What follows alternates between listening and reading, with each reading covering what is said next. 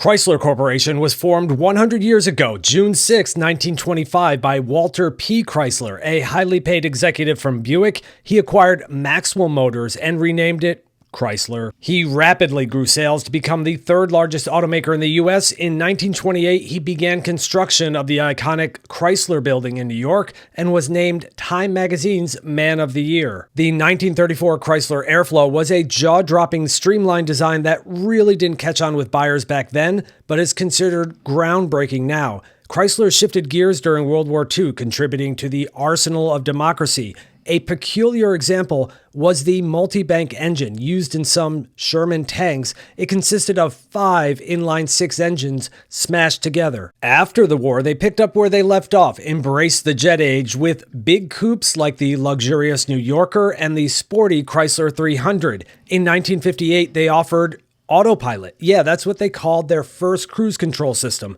Then Tesla stole the name. Their turbine car was an actual production vehicle. A very limited number were handed out to customers to try. The 1970s malaise did not bring much innovation, although we did get Corinthian leather. Chrysler Corp nearly went bankrupt in 1979, so in comes Lee Iacocca and a YOLO attitude towards risk-taking.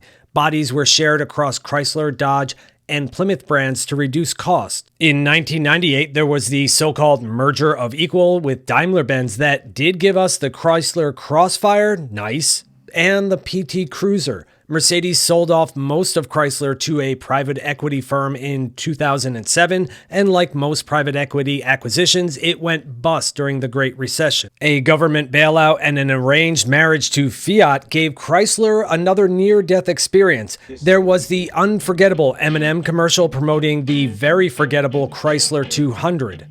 They briefly experimented with the idea of making Chrysler and Fiat's Lancia brand the same cars on opposite sides of the Atlantic, but ultimately Chrysler was starved out of new products. The classic 300 bowed out, leaving the Pacifica as the only car left, and the Voyager, which is just a pre-refresh Pacifica for a few less bucks. That's a sad little party for a brand that deserves better. We've been teased by concept vehicles and promises of a turnaround for the brand.